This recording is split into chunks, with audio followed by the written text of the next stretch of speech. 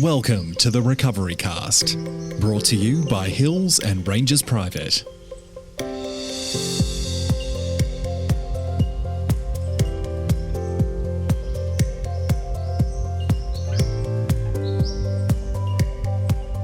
Hello again. My name's Oliver and I'm a former addict in recovery. Welcome to the Recovery Cast, brought to you by Hills and Rangers Private.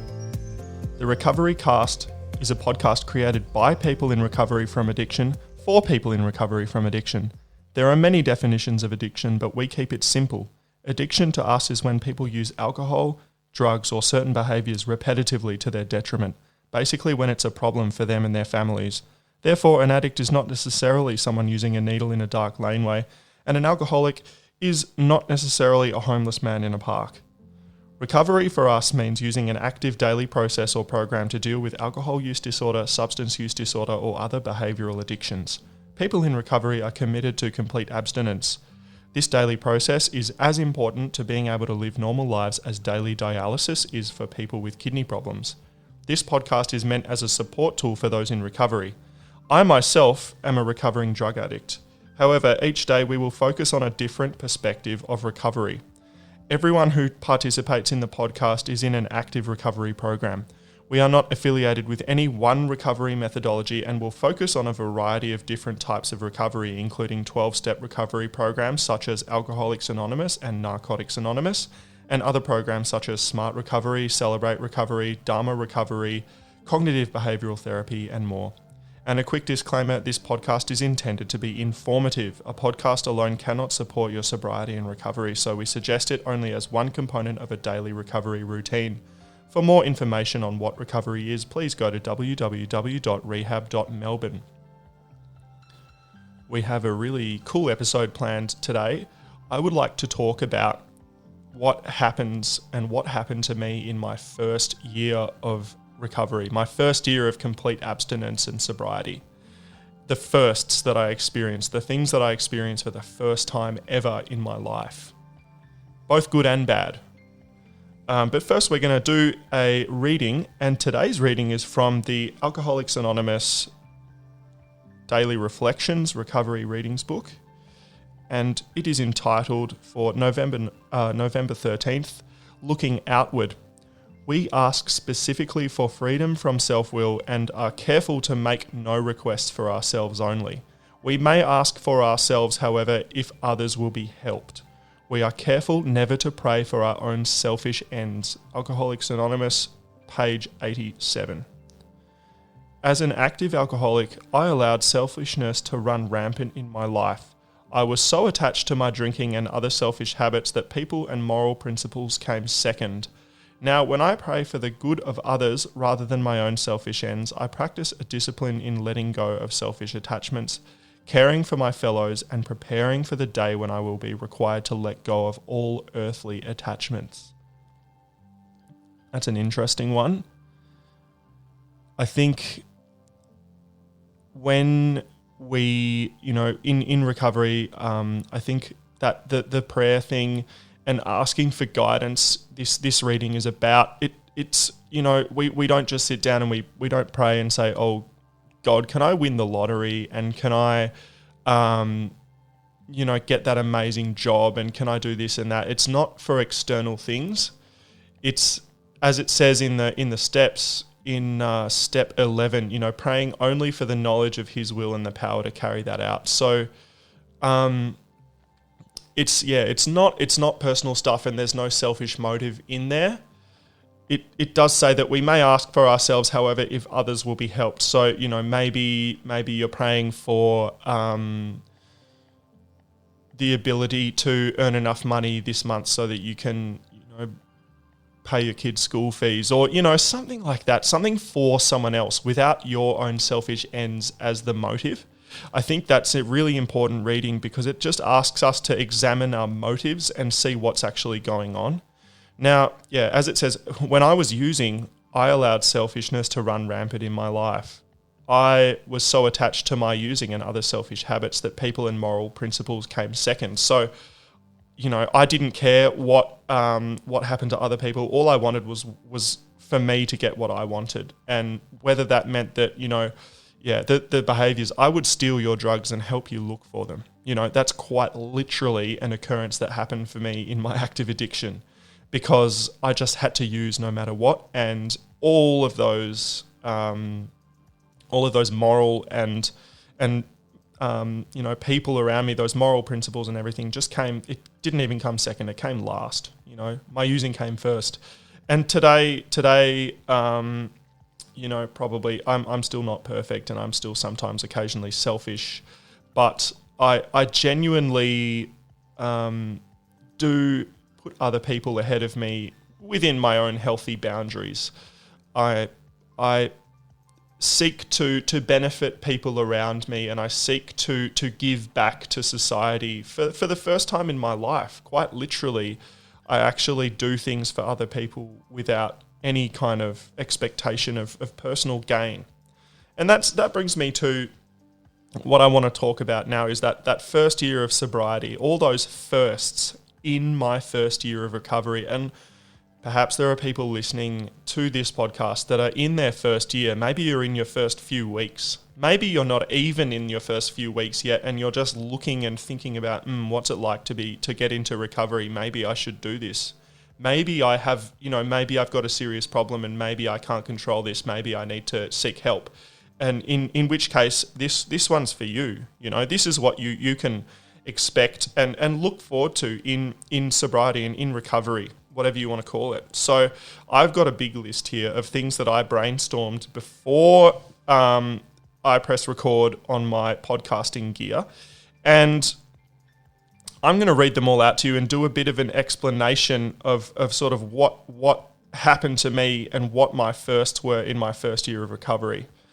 The first one I've got on my list is probably the one that I value the most, because it gives me a sense of importance, really. People asking for advice. Now, I've talked about this before on here. Nobody would ask me for advice. In fact, people would often look at me as a lesson of what not to do. And when I got into recovery, because of the work that I did on myself in treatment and in 12-step fellowships, and through that self-examination and repairing my sort of broken, shall we say, just habits and way of living and way of thinking, I actually became something of a shining beacon of experience for other people, whether they were in recovery or whether they were just family members who hadn't, they'd never experienced any addiction before. They wanted help with their relationships or help with their life. And because I'd gained some seriously good boundaries and just a bit of wisdom from my experience, all of a sudden I became the kind of person that people would ask for advice. And that to me is one of the most amazing things. It makes me feel like my experience is valued, and it wasn't just something to benefit me, it's something to benefit other people as well. Interesting. The other thing is giving without expectation, which I've actually already talked about. I don't know how many people I've helped in the last 4 years. In the first year of recovery, it was a really fun and new experience that I could help people without any expectation of reward. And really, I actually did get a reward, and that was this feeling of I can't describe it. It just makes me feel good when I help other people, when I do something for them.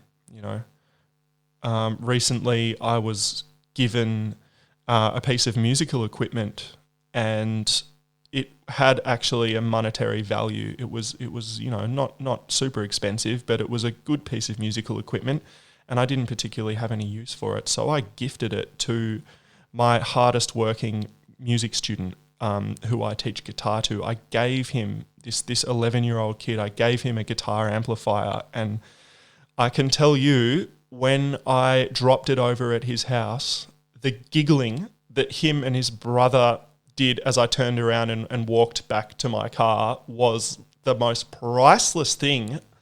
It just was like, I don't know, it was just this buoyancy that I felt of like, yeah, how special is that? Like, I remember when I was learning guitar, if somebody did something like that for me, I would have just been beside myself with joy. So, maybe his parents won't when he turns it up really loud and plays guitar, but He will, certainly. And that's, that's just one thing. I didn't expect anything back, I've got heaps of stuff here. I'm looking at a website, actually, from another a recovery resource. And it's got just the first year of sobriety, what to expect. I guess the first thing we expect is the symptoms of withdrawal. They can be overwhelming and powerful. I certainly was consumed with the misery of my physical discomfort in those first couple of weeks, and after that, learning to sleep properly again, and then learning to feel emotions that I'd drowned for years and years and years, and it's all highlighted in very sharp relief. Those feelings that I remember crying so much that I would get a nosebleed. From just wailing into my pillow in the treatment centre when I was in rehab. It was the first experience of actually feeling emotion without this chemical buffer, and it was really, really intense, but it was actually very beautiful as well, because I'm not someone who cries a lot, but when I do, I now let it flow, and it was really nice because it was like grieving for the first time, grieving for the fact that I was saying goodbye to my addiction, that had been with me for a long time. It was like this shock. What's another thing? My first healthy relationships with other people that weren't governed by my addiction. That's another first. New hobbies. I changed all my hobbies. My hobbies were sitting in the garage using. That was my favourite hobby. Being left alone to continue my own demise and toxic behaviour. We're going to take a quick break, and then we'll talk about some more firsts in that first year of recovery. You're listening to the Recovery Cast by Hills and Rangers Private. Now playing daily on iTunes, Spotify, and YouTube. For more shows, visit us at www.rehab.melbourne.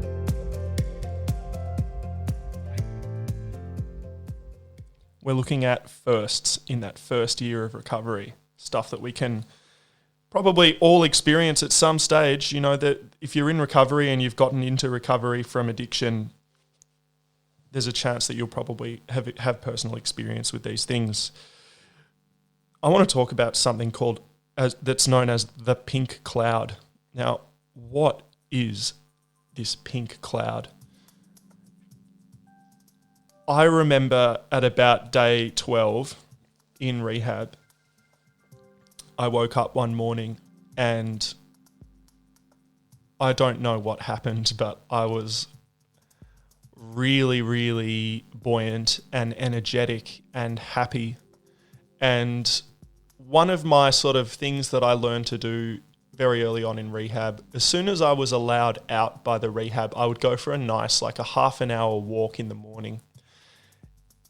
And I put my headphones on and I put some of my favourite music on in my headphones, and I went for a walk around the streets around where the rehab was. And it just seemed as though all the colours were brighter and the music was really good that I was listening to. It was like I was hearing it for the first time. And I was just super aware. I'd had some kind of spiritual upheaval and awakening over those 12 days, and I felt absolutely amazing and unstoppable. And I actually took a selfie of myself at day 12, and I actually looked better then than I do now. It's so sad. But yeah, like I looked amazing. My eyes were clear, bright, I had this huge smile, this genuine smile on my face. And I treasure that photo actually, because it was like the beginning of the rest of my life. And yeah, I didn't realize it then, but I fully identify with being on a pink cloud back then. And the pink cloud is like this sort of, it's a phenomenon, I guess, in recovery, in early recovery, where we experience this feeling of just extreme buoyancy and energy and happiness for the almost what feels like their first time. And for me, it was like it was like being on something, even though I wasn't. It felt amazing. And some people experience this pink cloud, but usually it doesn't last forever, and life happens again. Life on life's terms, which is just the reality of that. Some things will go bad, some will go good, and we just have to take it as it comes in our recovery and in our life, as everyone does. But for that little while, in fact, I think my pink cloud lasted about 9 months. Maybe. It definitely lasted a few months of just this joyous feeling. That was a first for me. It was definitely a first, the pink cloud. I'd never felt so happy in all my life. And it felt like for the first time in my entire life, I was happy. I talk about when I in fact, my earliest memories were of discomfort and feeling like I was some kind of alien that had been plonked down on the wrong planet, that I never really belonged and that there was something wrong. Those were my feelings growing up, deep down. And for the first time, it felt like they were lifted.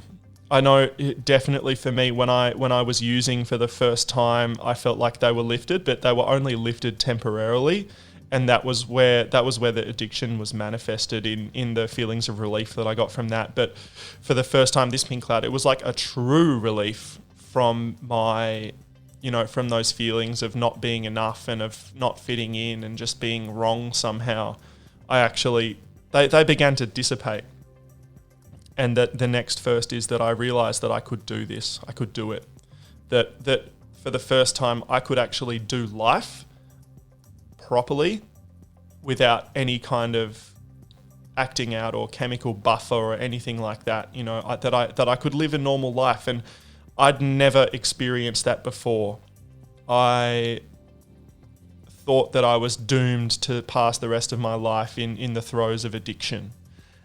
I quickly realized that in recovery, well, I can do it. I can do anything, and that I can survive anything, and I don't have to put things into my body anymore. That was the coolest, I think. I've got so many more to talk about. Being responsible for my behavior.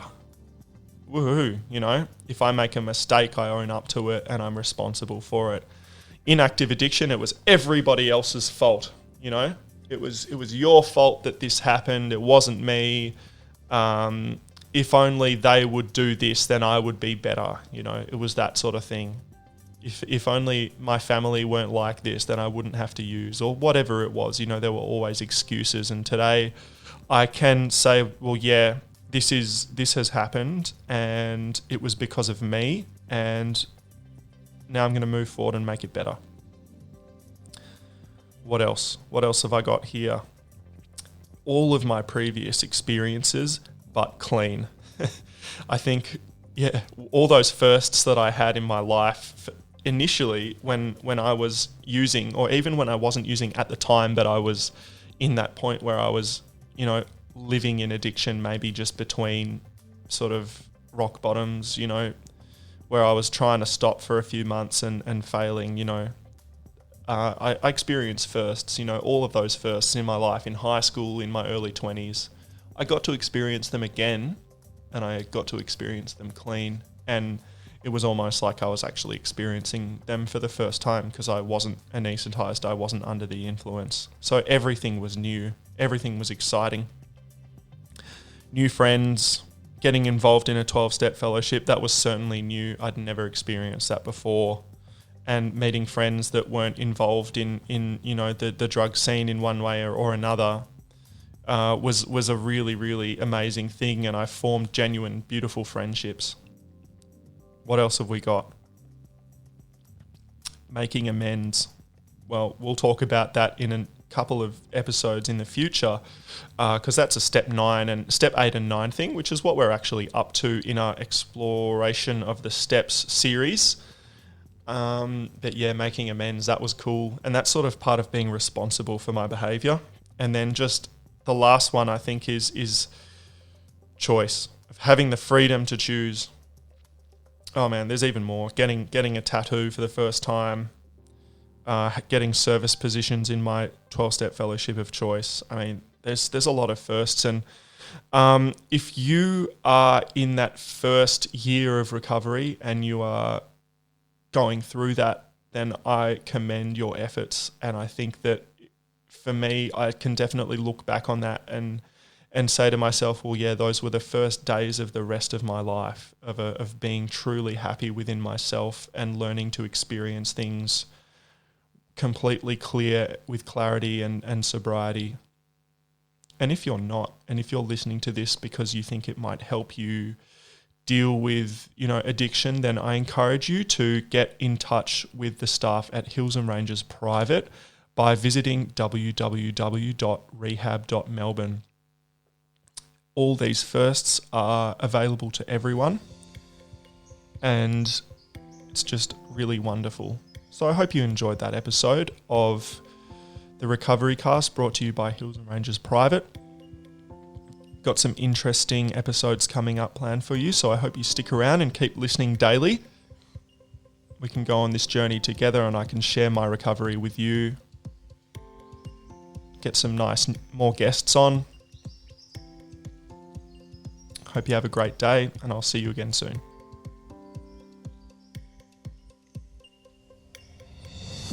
Thank you for listening to the Recovery Cast. For more, visit us at www.rehab.melbourne.